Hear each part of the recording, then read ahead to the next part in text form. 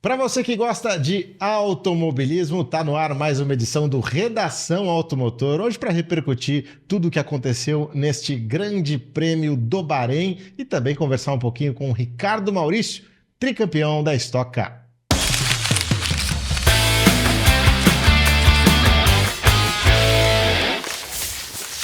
Ricardinho, que prazer ter você aqui, cara. Obrigado pela tua presença aí no Redação Automotor. Obrigado a vocês aí pela oportunidade de estar aqui com vocês. Vamos lá, vamos falar bastante de Fórmula 1. Stock Car tá chegando também, a abertura da temporada. Primeiro quero te ouvir sobre Fórmula 1, porque você também teve uma experiência muito grande nos carros de Fórmula, né?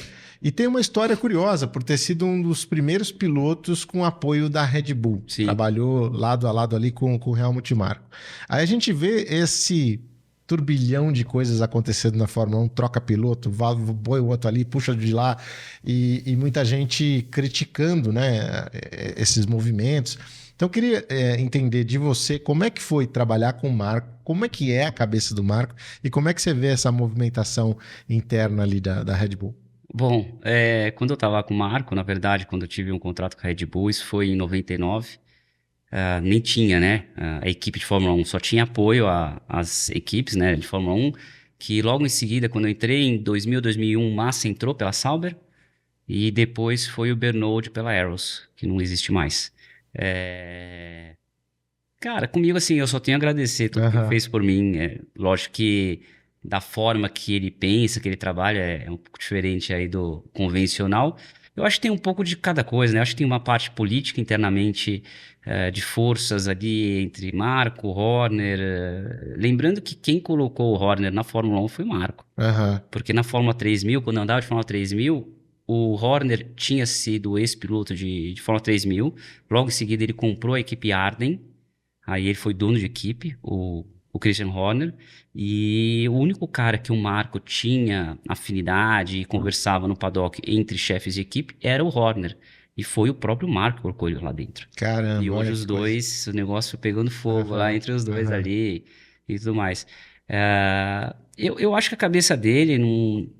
Lógico que é um carro, falam que é um carro completamente difícil de guiar, o carro da Red Bull, que é um carro feito por Verstappen, que é um carro que a frente é muito precisa e os pilotos não se acostumam, né? A gente até escuta muito isso a entrevista lá atrás do álbum, né? Que hoje você vê o álbum andando super forte. O próprio Sainz, né?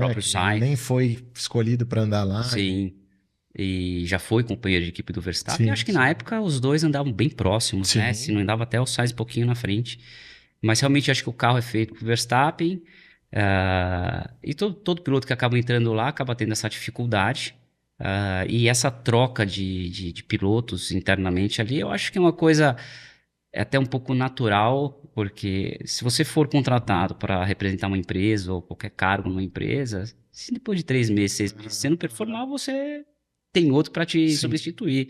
Eu acho que é muito disso, entendeu? Eu acho que as pessoas acabam indo muito em cima do Marko nesse posicionamento e vai saber se é realmente ele que faz essa movimentação interna. Mas eles precisam de resultado, eles têm patrocinadores, eles têm contas a prestar e eu acho que é isso. Você falou que no seu caso você só tem a agradecer ao Marko. Então talvez a percepção externa seja muito pior do que realmente é. Ele é um cara duro, mas... É um cara exigente. Exigente. Mas acho que é um cara... Até a tua própria passagem, se eu não me engano, foi por um piloto que também não performou e você foi lá substituí-lo, não? Na verdade eu entrei lá... Na verdade era o Bernold e chamava Markus Frissacker. Austríaco, né? Austríaco. Foi ele que levou a Red Bull pro Marko. Ele conhecia muito bem o Mateschitz.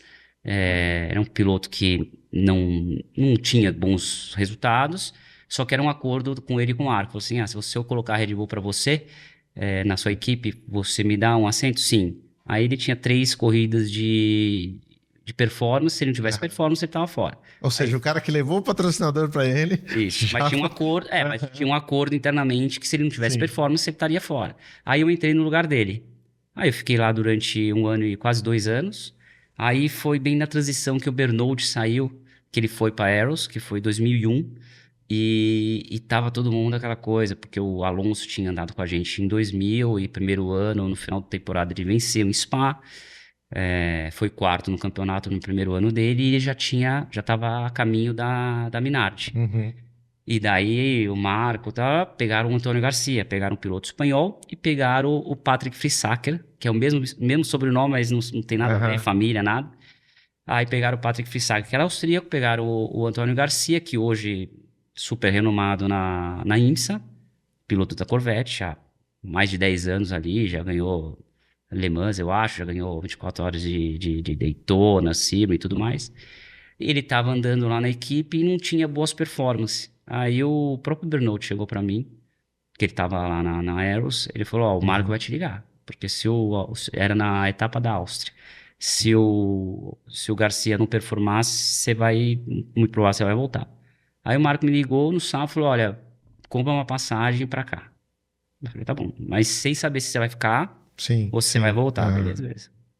Aí eu fui para lá, fiz um treino em Pannonia Ring, que é uma pista muito difícil, é 2 horas de Graz, que é a cidade onde o Marco mora, que é na Hungria. É uma pista super difícil de guiar. A gente foi fazer um treino, fui melhor que o Garcia e ele falou, não, você vai terminar a temporada. Daí eu fiz essa outra metade da temporada de 21, depois a gente fez 2020, 2001, depois 2002, que a gente teve etapa aqui em São Paulo, Uhum. e no final dessa temporada o Marco não teve assim um sucesso grande, porque, assim, a equipe dele tinha um orçamento muito alto, mas assim, eram os engenheiros da equipe, os mecânicos eram pessoas, ele pegava muita galera do começo, assim, né? Aham, Tipo, aham. e daí não tinha, Formava, galera. formava a galera, e não tinha, assim, uma equipe formada, uma estrutura de engenharia muito boa. E daí ele ia perder o patrocínio, ele falou que ia parar a equipe, e logo depois, de 2003 para frente, eles começaram a patrocinar pilotos Aham. do grupo lá, que tinha a equipe da Red Bull, né, Red Bull Junior Team? o Red Bull Junior Team, só que em outras equipes. E se Entendi. você for ver, uma das equipes que logo em seguida a Red Bull foi para a equipe da Arden, Com o Christian Horner. Que com o bacana. Christian Horner. É bacana a gente Isso entender a nunca origem. ninguém, acho que É. nunca ninguém prestou atenção, mas eu nem lembro os pilotos que foram para lá, mas eu lembro que o Liuzzi foi, putz, tem que pegar lá a lista Sim, lá, sim. mas tiveram vários pilotos, eles foram para a equipe da Arden, que era a equipe que na época estava super bem, que a Arden, na verdade, o Christian Horner, quando ele entrou na Fórmula 3000, ele foi lá e deu uma rapa em alguns engenheiros e Sim. mecânicos da Supernova, Aham, que era uma equipe top que de era a Fórmula equipe 3000, top né? lá. Não, bacana a gente entender essa origem dessa relação, Marco, Horner, é, a própria Red Bull, para saber direitinho, né, o que está acontecendo hoje na Fórmula 1. E você falou do Verstappen, dessa situação de o companheiro de equipe chegar lá e não conseguir performar. Você já passou por isso na sua carreira, de chegar num lugar que tipo, as coisas não andam? Cara, não, assim, pensando agora no momento, eu sempre fui, quando eu entrei, eu sempre fui competitivo nas equipes que eu entrei, assim, porque é muito, a gente vai, sei lá, tô dando um exemplo, Fórmula Ford, Fórmula 3, Fórmula 3000, é tudo meio que, ou é monomarca, Mais padrão, né? é mais padrão, não é um carro feito para aquele piloto, Uhum. entendeu? Então você vai lá, acerta seu carro, faz seu carro e acaba sendo competitivo. É, Às vezes demora um pouquinho mais para chegar, às vezes um pouquinho menos, depende muito Mas eu nunca tive, graças a Deus, eu Aham. nunca tive esse. Eu não me lembro, eu nunca tive esse, Sim, esse problema. O problema realmente eu acho que o carro lá na Red Bull é feito pro sim, Verstappen e sim. acaba dificultando bastante a guiada dos outros pilotos. Falam que o Verstappen, não sei se já escutou falar, que o nível de grau dele de eficiência do volante, acho que do simulador Uhum. que eles andam direto no simulador. Não sei se foi o próprio Bortoleto ou o Drogovic, falou que a sensibilidade do volante dele é 100%. Aham. É muito precisa É. realmente. Então ele treina sempre no volante a 100%. Então é um carro muito ativo à frente. O Jafone teve aqui recentemente e falou isso, que é uma coisa até que é meio que um vício de simulador dessa nova Pode ser. geração Sim. de... Só que falam que assim, eu não guio o simulador. Aham, Eu aham, sou péssimo de simulador. aham, Não me convidem, que eu vou passar vergonha. Mas falam isso, falam que aham. ele coloca no 100% e a galera não usa. Sim, sim. O pessoal que está assistindo aí vai poder, acho Vai que, poder comentar aí. comentar mais aí sobre o assunto. Eu não entendo, mas é realmente difícil de guiar ter a guiada igual do Verstappen. Diante disso, você acha que foi uma decisão acertada dar essa oportunidade para o Tsunoda? Eu acho que sim, acho que faz tempo, né, que eles deveriam ter dado essa oportunidade para ele. Acho que vários pilotos, né, teriam que ter tido essa oportunidade, outros pilotos também, né? Mas Aham. acho que o Tsunoda ficou bastante tempo fora, outros pilotos acabaram entrando no lugar, eu acho que merecido, eu acho que o japonês acelera, Já pontuou nessa etapa, né? e acelera, não é Aham. fácil assim chegar lá e fazer resultado tão rapidamente, então acho que sim.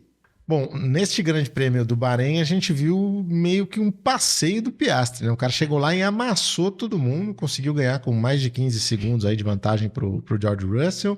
Verstappen sofrendo lá atrás, o Norris até Norris fez também, um bom trabalho, mas em foi terceiro punido ali pelo lugar. lance na largada. Como é que você enxerga essa briga lá dentro da McLaren?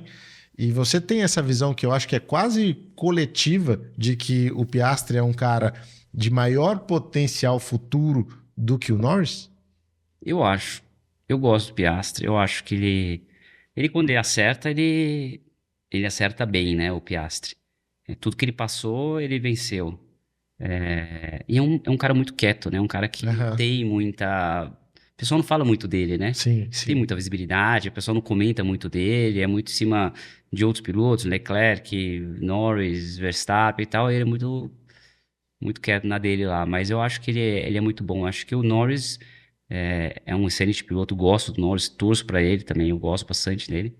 Mas eu acho que às vezes a cabeça acho que do Piastri é um pouco melhor do que a cabeça do Norris. Aham. Para talvez disputa de um título. Eu acho que ele é mais preparado, um cara mais frio, Aham. mais Aham. centrado e mais frio. Sim, sim. Acho que se abate menos com as Se abate coisas mesmo, também, menos né? emocional do que um Norris, talvez. Sim, Eu sim. acho que vai ficar em casa, né? Lógico que a gente vê o ano passado, tudo mudou, né?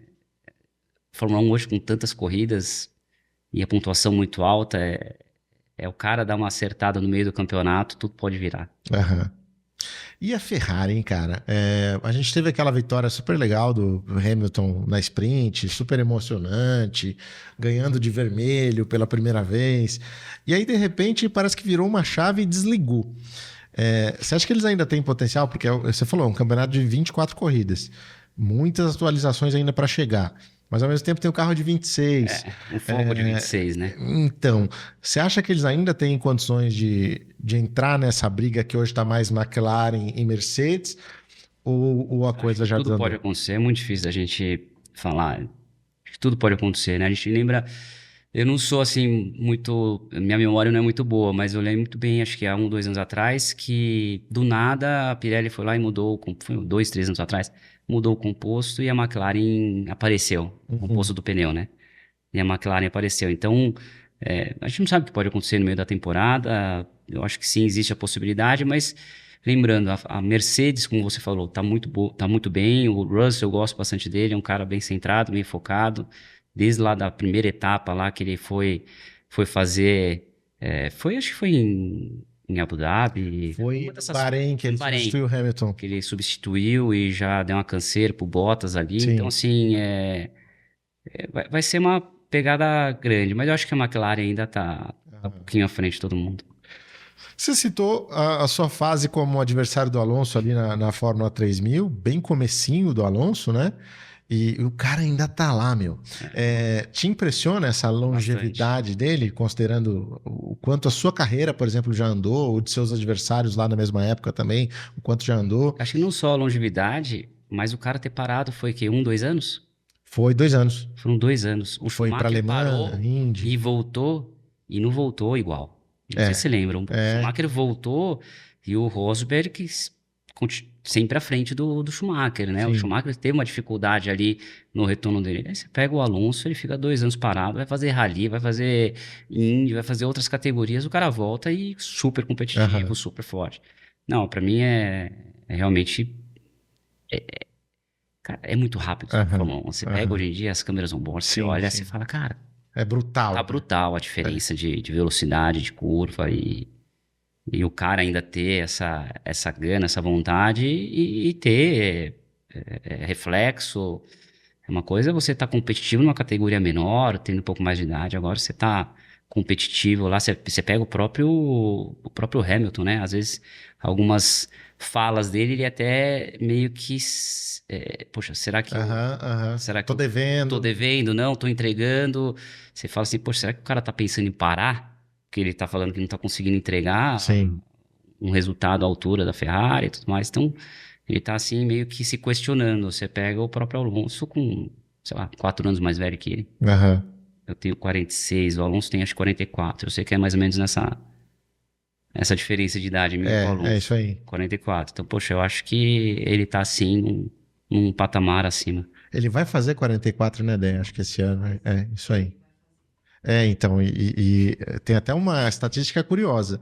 Ele deve permanecer no grid em 2026. Isso está bem encaminhado, porque ele tem contrato. Ele vai ser o piloto mais velho da Fórmula 1, com 45, desde o Gran Rio, cara. Olha isso, olha o que ele tá mudando o esporte. Sim, época diferente. É muito louco, porque naquela época os caras andavam até 45. Sim, sim. E ele vai ser o cara mais velho da Fórmula 1 desde o Gran Rio. Cara, eu queria saber daqueles tempos de Fórmula 3000 com ele, com o Fernando Alonso, como é que era a visão que vocês, os pares dele ali, tinham dele? Porque é o que você falou, ele terminou o campeonato em quarto, ganhou corrida e tal, mas já era visto como um fenômeno, como um cara que ia crescer demais, ou meio que foi uma surpresa também para vocês? Eu não acompanhei a carreira dele antes da 3000. Ele tinha um apoio financeiro muito forte, que era a Telefônica, que entrou junto com ele na Fórmula 3000, com o Astromega, depois foi para a Fórmula 1 na Minardi com ele, E eh, até na Renault, né? até na Renault. No começo da temporada, ele não se saiu tão bem, largava para trás de décimo, alguma coisa tal. Até teve uma coisa na Hungria que ele subiu em cima, teve um acidente na nossa frente, ele subiu em cima do meu carro. Mas no final da temporada, sim, foi quando ele cresceu demais. A Astromega é uma equipe belga onde Spa-Francorchamps sempre ganhavam, até com o Rodrigues, aquele Gonzalo Rodrigues. Gonzalo Rodrigues venceu muito lá em K3000 e tudo mais, e o Alonso ganhou essa etapa. Eu fiz 2 pódios com o Alonso, em Hungria e Spa-Francorchamps. Essas 2 etapas a gente subiu no pódio junto. E lá ele deu uma decolada. No final da temporada foi quarto e já estava meio encaminhado para a Fórmula 1. Mas você via que realmente ele era diferenciado. E acabou tendo as oportunidades que Sim, teve e aproveitou, né?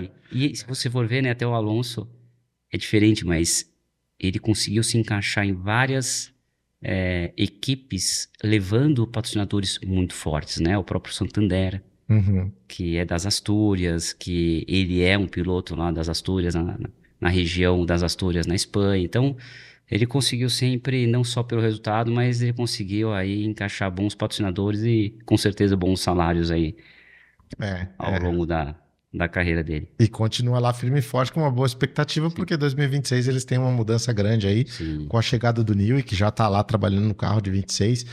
Pode ser a grande aposta da carreira dele para esse terceiro título que bateu na trave tantas vezes e não veio. Você sim chegou nos 3 títulos lá na Stock Car, conquistou 3 títulos, equipes diferentes, né? O seu primeiro título com o Andreas Matheus, depois os títulos com o Meinha e agora uma nova fase, cara. Uma Uma fase. fase é difícil de imaginar fora do trabalho com o Meinha, porque já faz tanto tempo. Eu queria saber como é que para você está sendo isso, essa mudança, esse reset e o início de trabalho com uma nova equipe que vai ser a Cavaleiro. Bom, eu comecei em 2004, né? Pra quem não sabe, eu comecei em 2004 na Stock Car, em equipes pequenas, fui pro Andreas. Eu entrei no Meinha, junto com a Eurofarma, exatamente em 2009. Foi quando entrou o chassis, né? A geração nova do chassis da Stock Car. E eu saí do Meinha exatamente quando teve essa troca Aham. de geração da Stock Car, que está sendo 2025. É, Para mim está sendo bem bacana conhecer outros mundos, outras equipes, na verdade, né? Eu acabei indo para o Mal durante o ano, voltei para o Meinha. Por enquanto está sendo, graças a Deus, espero que seja aí bem duradouro essa parceria com o Beto. Ele me deu aí uma oportunidade de estar junto com ele. E eu, junto com o Beto, levando alguns patrocinadores. O Beto já tendo uma estrutura já com outros patrocinadores na equipe. Então, assim, antigamente era foco só com o patrocinador, entrega de Sim, patrocínio, tudo. Agora tá sendo algo completamente novo para mim, né? Então, sim. mudando parte da assessoria de imprensa, mudando o Uhum. engenheiro. O Laborda chegou a trabalhar com o Meinha durante um ano e pouco com o Zonta. Conheço muito pouco do trabalho dele, mas falam que ele é realmente espetacular. Chegou a trabalhar na Fórmula 1, se eu não me engano. Chegou a trabalhar lá fora. Falam que ele é muito exigente, mas é um cara muito bom tecnicamente. Eu tô animado. Tem alguns mecânicos meus que lá no começo da Stock Car, no catálogo Racing, foram meus mecânicos e tô voltando a trabalhar com eles. Então, assim, é uma fase nova, com um carro novo. Se fosse com o carro antigo, eu também estaria super satisfeito, porque o Gaetano, o ano passado, foi o que mais ganhou corridas na temporada. Eles tiveram muitos problemas periféricos, câmbio, motor, mas durante o ano em si, assim, o Gaetano foi o que mais performou em termos de vitórias. Então, realmente, eu acho que eu estaria muito bem respaldado, calçado aí para ter bons resultados esse ano, começando do zero, tendo esse conhecimento enorme aí da parte técnica do Laborda, ele reestruturando até, evoluindo, melhorando mais a equipe, né? O Beto tá tendo de 2 carros, vai passar a ter 3 carros essa próxima temporada. O Navarro vai ser companheiro do Rubinho, né? Uma equipe que vai ser dividida ao meio ali. O Beto vai ter 3 carros nessa temporada. As montadoras não são as mesmas, mas a gente vai ter um carro a mais para se trabalhar, né? Então, a gente sempre fica naquela dúvida. Equipes só de 2 carros vão conseguir evoluir os carros tão rápido, com pouco tempo de pista que normalmente a gente tem com as equipes com 4 carros. E se você for ver esse ano, Meinha, que vai ser Mitsubishi, os 4 carros deles vão ser Mitsubishi. Antigamente eram 2 Toyotas, 2 Chevrolets. Sim. O próprio Mau vão ser 3 Toyotas. Então, assim, várias equipes... Isso foi definido por sorteio também, né? Foi definido por sorteio. Mas se você pegar as equipes com 4 carros, você tem muito mais tempo de pista para evoluir o carro. Então, isso já é fato. Ainda mais no nível da Stock Car, em termos de engenharia e em termos de pilotos, né? A gente estava falando um pouco tempo atrás sobre o nível dessa molecada entrando na categoria, que tá altíssimo. Mas se você pegar também a parte de engenharia, era um monopólio no passado, entre Mateis e Meinha. Hoje em dia você já não fala quem que vai ganhar o campeonato, qual equipe que vai ser campeã.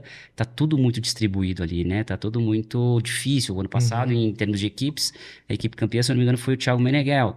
Então, a gente vê que a categoria está inovando a cada ano, está vindo uma leva muito boa de engenheiros e cada vez mais difícil.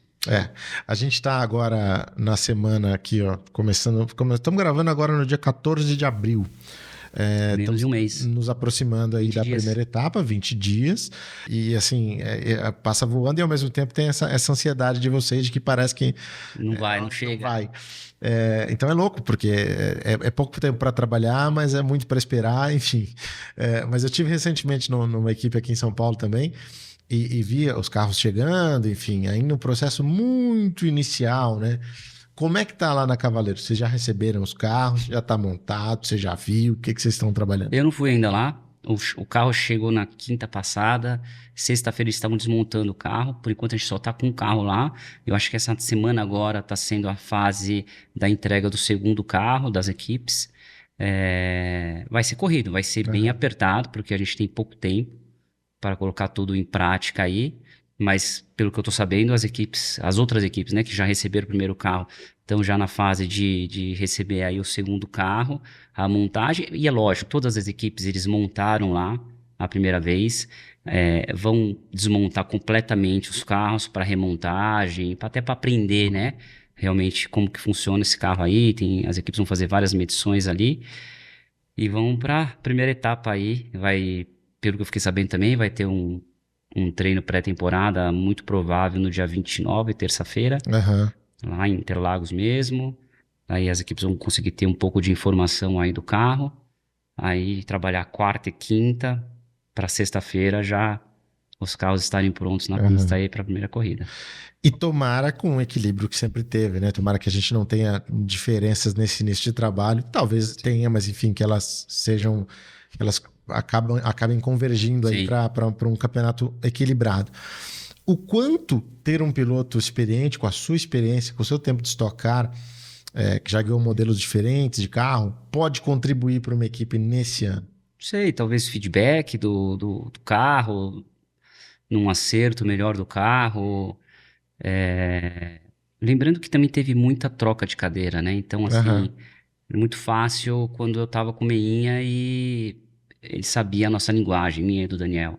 Daniel indo pro Polenta, Fraga e Gaetano indo pro Meinha, e eu indo pro Cavaleiro junto com o Laborda. Então você vê, sim, existe sim, a experiência conta, eu acho, bastante, mas também tem aquela coisa de adaptação, né?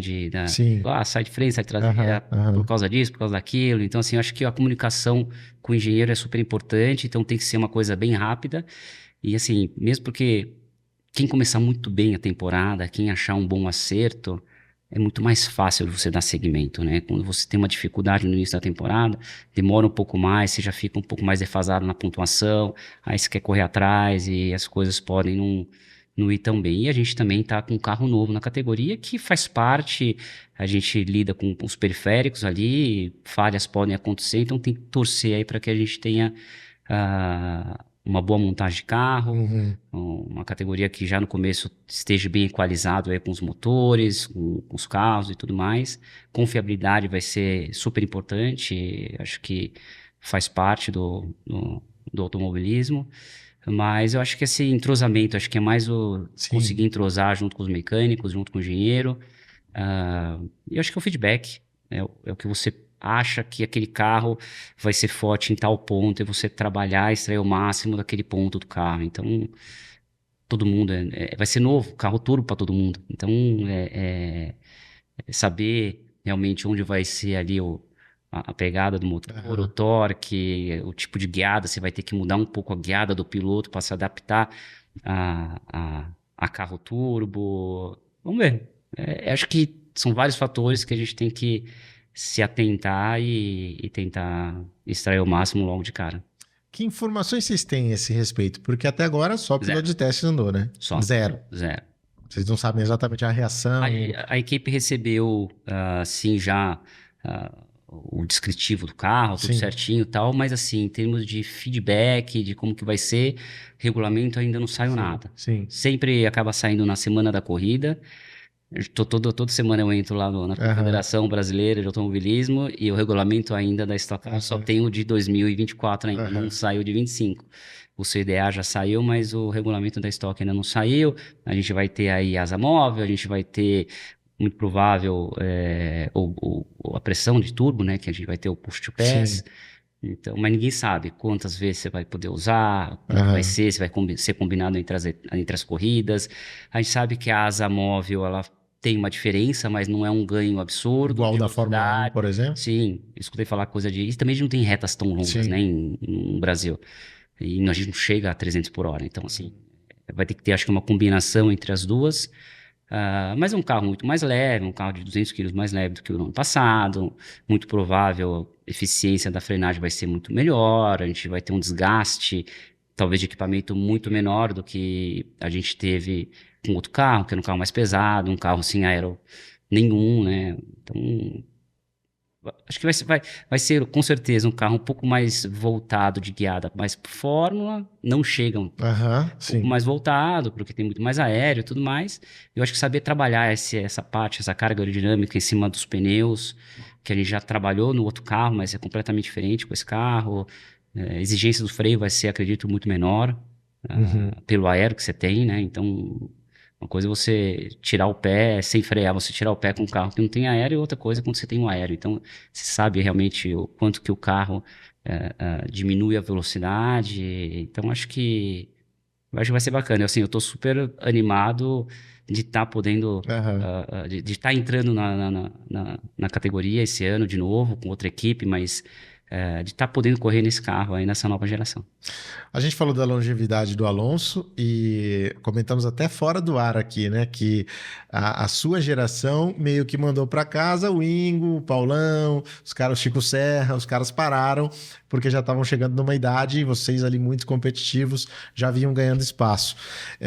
Agora você tá do outro lado, né? Você tá com 46 anos 46. e O Ingo parou vendo com 54, hein? 54, exato. 54 foi quando eu fui campeão primeira vez em 2008, em Interlagos. Aí, ó, tá vendo? No mesmo Ele subiu ano. no pódio, terceiro lugar. Exato. Eu tenho essa foto, porque eu não subi no pódio, eu não fui entre os 3 primeiros, mas eu subi porque eu fui campeão. Aham. E eu lembro da foto que eu tenho. O Thiago, não lembro quem que era o outro piloto, era o Thiago, o Ingo, eu tava lá no pódio, eu lembro dessa foto. Ou seja, o teu primeiro título, a última corrida do Ingo. É um simbolismo Sim. bastante forte aí. E agora você com 46, vendo o Rubinho campeão com mais de 50 e tal. O Rio também deve estar no 52, 53. Isso aí, Por ali. 52, Então, assim, agora chegando o Vicente Origi também com 49, se eu não me engano. Kaká tá lá, tem Kaká vários. tá lá. Então, assim, como é que você enxerga esse conflito aí de gerações e você acha que vocês, talvez aquilo que a gente falou do Alonso estar mudando o esporte ali na Fórmula 1, na Stock Car a gente também está tendo essa mudança? Você acha que a longevidade está um pouco maior do que era há 10 anos, por exemplo? Eu acho que sim, porque naquela época você pega quem acabou ficando mais na categoria, sendo mais longevo ali, foi realmente o Mufato, mas não era tão velho. Saiu lá em 2003 ou 2004. Depois o Ingo, 2008. O Chico Serra, não lembro quando que foi. Paulão, foram os três, né? Que acabaram ficando um pouco mais na categoria. E depois o Guto Negrão também. Depois acabou renovando o molecada. Hoje você tem mais pilotos um pouco mais velhos, né? Na categoria, né? Você pega ali, tudo bem. O Serra não tem 46, ele deve ter 40. Mas também já passou dos 40, eu tô com 46, você pega Kaká, 48, sei lá. O Thiago deve ter uns 43, 44. Eu não sei a idade da galera, Sim, mas eu mas é sei mais ou que menos é regular mais aí. ou menos regula por ali, entendeu? Você pega o próprio Rubinho com 52. Você vê que realmente tem aí alguns pilotos com uma longevidade maior, mas você vê uma galera muito forte vindo principalmente da Stocklight. O mais legal é isso, é você ver que hoje o piloto brasileiro ele consegue viver do automobilismo, né? Sim. Como é uma supercar na Austrália ou uma NASCAR, que antigamente, na época quando eu entrei, poxa, a dificuldade pro Chico, pro Ingo, pros pilotos se perpetuarem na categoria, correndo atrás de patrocínio, não tendo tanta visibilidade, hoje não. Hoje você vê a molecada saindo do CAD, vendo, poxa, eu não tenho chance, infelizmente, financeira de ter um caminho para a Fórmula 1, poxa, vou para Stock Car. Você vê ali vários pilotos que andaram muito bem na Stocklight ou foram campeões Stocklight, desde o Serra, do Fraga, você pega o Felipe Batista, o próprio Zezinho Giatti, o Gama, o Arthur List também passou pela Stocklight. Então, vários pilotos passaram pela Stocklight. A categoria hoje dando essa abertura, dando essa oportunidade de ter esse prêmio do piloto campeão da Stocklight ganhar Sim. uma bolsa para ir para a Stock Pro Series e o negócio ficando mais a dificuldade para os velhos ali, para nós um pouquinho mais velhos, aumentando ali. E foi o que eu te falei, não é só as equipes lá, como era no passado, Matheus e Meinha, sempre disputando o título. Não, hoje você não sabe quem que vai disputar título. Você sabe que vão ter vários disputando título. Você não vai falar, poxa, é esse ou é aquele. Sim. Né? Então, é muito difícil você hoje apontar um grande favorito. O próprio Casagrande acho que foi campeão da Stocklight, né? Sim, o Casagrande foi vice, né? Foi vice. Com o Fraga, né? Ele foi, para mim, ele é o tricampeão mais jovem da categoria, né? Sim, exato, exatamente. Vindo dessa leva da molecada. Então, assim, tá bem bacana, esse Stock Car, bem legal. Tá muito bacana esse duelo de gerações aí e com certeza a gente vai acompanhar uma temporada 2025 bem quente, bem interessante. Agora, Ricardinho, para a gente caminhar aqui para o lado final aqui do nosso papo, quero ir para o lado de curiosidade. Mas eu ouvi uma história uma vez de que você tinha como prêmio um teste de Fórmula 1 e não recebeu. Então vamos aqui, é momento Procon. Vamos cobrar aqui o teste do Ricardinho. Como é que é essa história? Na verdade, quando eu saí da Fórmula 3000, eu voltei pro Brasil. Foi 2002. Aí eu tava aqui no Brasil, aí tem o sobrinho do rei da Espanha, que é o Alfonso de Orleans Bourbons, ele tinha uma equipe de Fórmula 3 e de World Series, que chamava Racing Engineering. O próprio Jimenez andou lá, vários pilotos andaram lá e tal. Aí ele me chamou e falou, Ricardo, faz alguns anos que eu não sou campeão de Fórmula 3 na Espanha e, putz, você vem correr comigo? E eu tava sem correr, sem fazer nada, não tinha projeção nenhuma até na Stock Car não tinha nenhuma vaga para correr aqui no Brasil. Aí ele falou, se você for campeão, eu te coloco na World Series em 2004. Beleza, beleza. Aí fui para lá, e nesse campeonato de Fórmula 3 espanhola, todos os motores eram motores Toyotas. E todo piloto que era campeão da categoria ganhava lá 10, 15 voltas. Normalmente eles iam pra Ricardo andar e tal, porque a Toyota tinha equipe de Fórmula 1 até então. Sim. E daí você ganhava esse prêmio, né? Até aquele argentino, Ricardo Rissati, ganhou e tudo mais.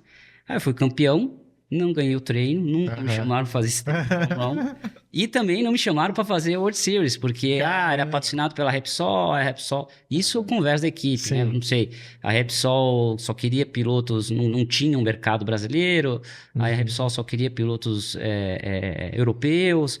Aí, graças a Deus, eu fui fazer a World Series, porque daí eu tive a oportunidade de entrar na Stock Car em 2004. Então, assim, às vezes a gente acha que as coisas não fluem para um lado, porque, poxa, você fala, poxa, o cara me prometeu, ainda bem que ele me prometeu e não pagou a World Series, e eu acabei entrando na Stock Car, e hoje estou na Stock Car desde 2004. Que coisa, cara. Mas, ó, vamos cobrar o teste, a Toyota agora é parceira aí da Haas, quem sabe não aparece lá o Ricardinho Maurício, ó, guiando o carro da Haas. Mas é curioso, e para contextualizar também, né, para a galera mais jovem, os fãs mais recentes, a World Series era como se fosse uma Fórmula 2, né? Assim, uma Fórmula 2 feita pela Renault. Uma alternativa, né? Ricardo passou por lá, o Zonta passou por lá, o Zonta. O Tuca, se eu não me engano. Tuca também, exato. Então, assim... Pilotos. Sim, Bernoulli fez alguns testes, tinha que correr, eu acho. A World Series, que ele falava, né? World Series by Renault, né? Eles tinham no mesmo final de semana de corrida aqueles Super Clio, acho que Copa Clio, Super Clio, Fórmula Renault e a World Series. E ele era bem, em termos de tempo, ele era bem parecido, porque era um carro que tinha efeito solo, do 3000, né, na época, que hoje é Fórmula 2.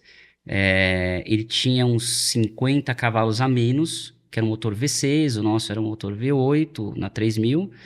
Era um pouco diferença de potência, mas em termos de chão, era um carro melhor de chão do que um Fórmula 3000. Então, Interlagos, até teve um treino aqui em Interlagos, que eu fiz, o Piquet fez, eu fiz pela própria Racing Engineering. Virava bem parecido os tempos de Fórmula 3000, a gente virava lá em torno de 25, mais ou menos, alguma coisa assim.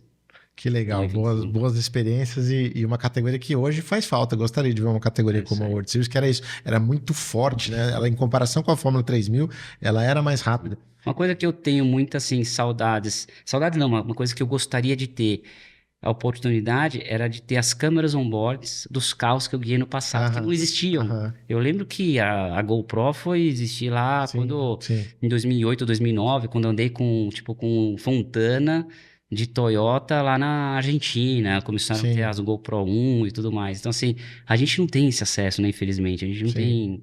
Eu andei de Fórmula Indy, eu testei Fórmula Indy, não tenho câmera on-board. Andei de Fórmula 3, eu não sabia disso. Macau. Com quem que você treinou lá, né? Com a Red Bull. Com a Red Bull 2002. Que legal, cara, não sabia. Não sabia. E o que você achou do carro? Chegou a te... Eu andei no oval, né? E o oval que eu andei foi Kentucky, era pé cravado inteiro, assim. A sensação de velocidade, de você estar 380 por hora no Indy ou 260 em Mônaco de 3000, a sensação em Mônaco é muito maior. Porque a arena é tão grande, é um lugar muito... A sensação de velocidade, lógico que você tem uma sensação rápida, mas não é como se estivesse numa pista normal, a sensação de velocidade. Mas foi legal o treino. Curioso também. Primeira vez que você anda, não sei se já te falaram isso, mas primeira vez que você vai andar de Indy, eu dei lá minhas 10 primeiras voltas e você tem o look test, né? Então vai só da Indy para te qualificar, entrada de box, saída de box, velocidades, eles vão te pedindo para você manter a média a 100 e poucas milhas, eles vão aumentando em termos de velocidade. Você vai falar 5 voltas, a média de... Quanto que foi? 200, eu fiz média de 261 milhas, 200 milhas, depois 210, 220, você vai aumentando. Só que as primeiras 10 voltas, você faz as 10 voltas, tal, daí você para, aí você vai levantar do carro. Aí você levanta, você senta na lateral do carro e parece estar no mar, assim, porque sua cabeça, o sangue vai para um lado da cabeça. e fica tudo de lado, assim, fica tudo, você fica tonto, completamente tonto. Então você senta, você dá uma segurada, respira, e daí os caras chegam, é normal. Aham. Fica um pouquinho aí que na segunda saída não vai acontecer mais. Mas é surreal o que o sangue vai para um lado do cérebro e quando você para e levanta rápido, a mesma coisa quando você às vezes vai levantar Sim, rápido sim, sim. e te dá uma esbranquiçada na Aham, visão, aham. não, lá te dá uma tontura, parece que você tá no mar assim. E É era surreal. é uma coisa que você teria feito se tivesse tido a oportunidade? Teria. Achava legal. Eu gosto de Indy, eu gosto. Acho bacana. É, não, e é super legal, uma categoria que Sim, muita tradição e aqui no Brasil também super eu importante, teria né? feito. É que foi bem na transição que a Red Bull, se você pegar a Red Bull, tinha o Bud Rice e acho que o Scheckter, se eu não me engano. Isso era 2002. Em 2003 mudaram o chassis. E em 2003 eles só mantiveram um carro da Red Bull, porque na Aham. época aumentou quase 60% o orçamento. É ridículo assim o Sim, orçamento que o sim. Chiver aumentou. As equipes em geral aumentaram. E a Red Bull de dois carros passou a ter só um carro na Fórmula Indy. Em 2003, eles só fizeram mais carro na 500 milhas. Fizeram só um carro e também eu não tinha experiência nenhuma, Bud Rice Aham. americano Sim. e tudo mais. Aí Mas você é mantiveram melhor que ele. ele. Não, não, não, mas eu digo assim, eu não tive essa Aham. oportunidade, que foi bem aquela transição de dois carros e acabaram fazendo só um carro em Sim, sim. 2003. Aí eu acabei voltando pro Brasil, fui pra Fórmula 3 espanhola, voltei e depois Aham. tocar. E aí, essa trajetória aí com 3 títulos no currículo já e muitas vitórias aí. Ricardinho, queria te agradecer pela presença aqui no Obrigado a Redação vocês, amigos. Automotor e Bacana. espero que tenhamos mais papos aqui bacanas como esse. Vamos sim, se Deus quiser, no final da temporada, a gente volta aqui com boas lembranças desse ano de 25. Um resumão aí do É que isso aí. aconteceu.